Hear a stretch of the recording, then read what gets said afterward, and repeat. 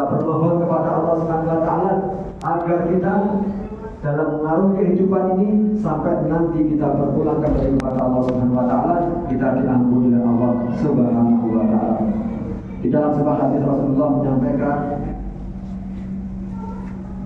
hadis yang diriwayatkan oleh Ibnu Hibban, Rasulullah menyampaikan, man qara'a Yasin fi lailatin ibtigha'a wajhillahi ghufira lahu.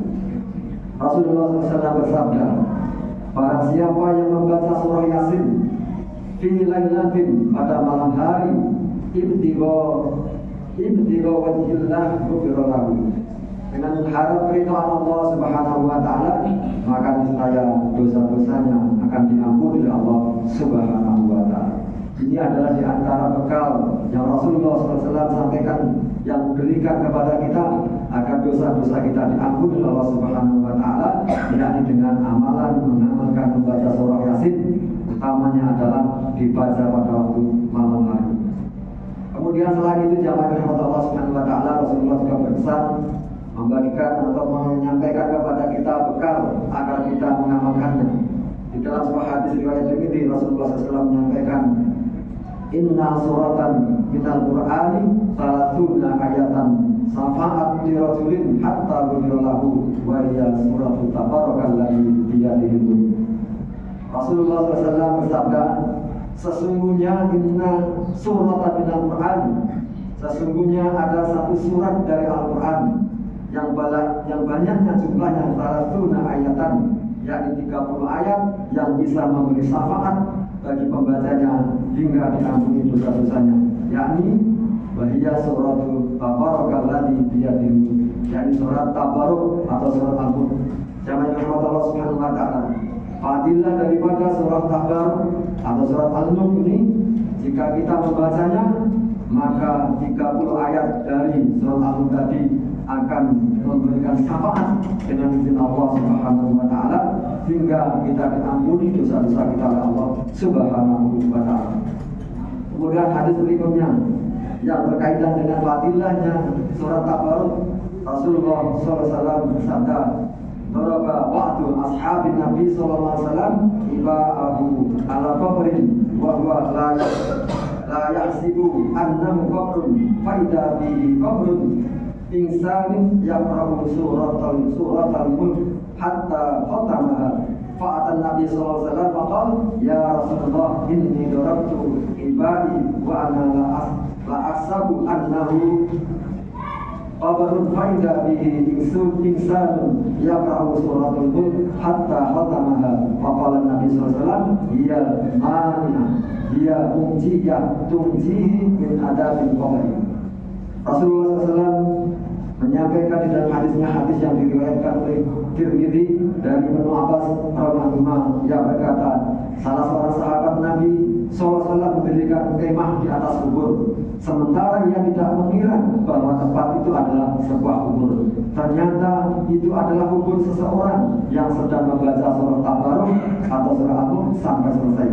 Kemudian sahabat tersebut datang kepada Nabi. Sahabat yang mendirikan kemah tadi datang kepada Nabi dan bertanya kepada Nabi, wahai Rasulullah, aku mendirikan kemah sementara aku tidak mengira tempat itu sebuah kubur. Ternyata di dalam kubur itu ada seorang yang membaca surah Al-Mulk sampai dengan selesai. Maka Nabi SAW bersabda, surat itu adalah al-mani'ah atau penghalang dari siksa kubur. Surat itu adalah al-munjiyah, penyelamat yang bisa menyelamatkannya dari siksa kubur.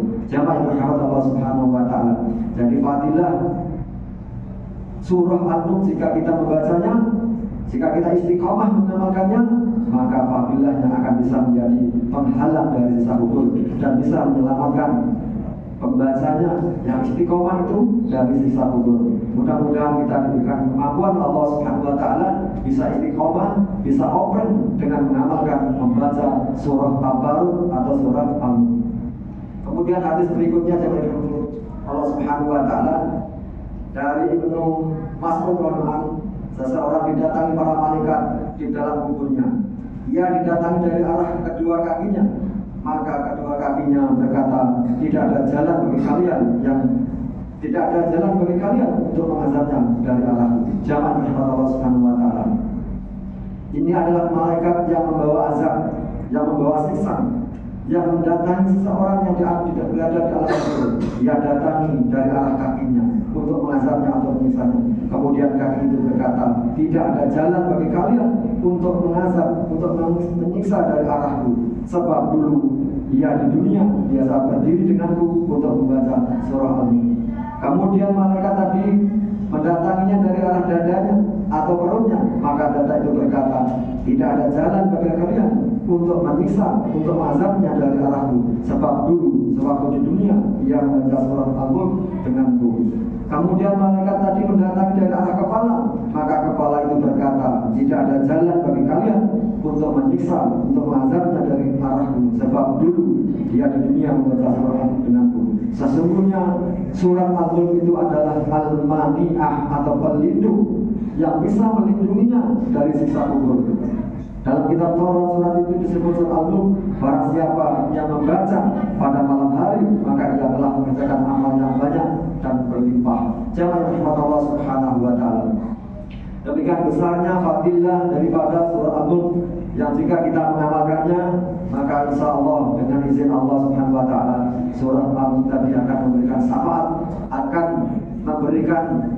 akan memohonkan ampun kepada Allah Subhanahu wa taala hingga dosa-dosa kita diampuni oleh Allah Subhanahu wa taala. Mudah-mudahan kita bisa mengamalkannya, terlebih ketika kita qiyamul lail, ketika kita salat tahajud, kita baca surah Al-Mulk. Agar apa? Agar selesai daripada kita menunaikan qiyamul lail salat tahajud itu, kita dalam keadaan diampuni oleh Allah Subhanahu wa taala. Jamaah yang berhormat Allah Subhanahu wa taala, demikian khutbah singkat ini mudah-mudahan bermanfaat, semakin memberikan kesungguhan bagi kita untuk mengamalkan amalan yang Rasulullah SAW bekalkan kepada kita agar kita diampuni Allah Subhanahu wa taala, sehingga kita nanti kelak kembali kepada Allah Subhanahu wa taala.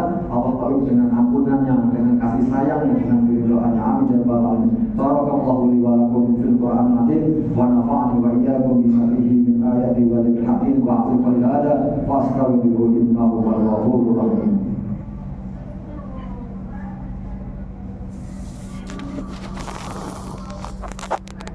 Alhamdulillahirabbil alamin, wassalatu wassalamu ala asyrofil anbiya'i wal mursalin wa ala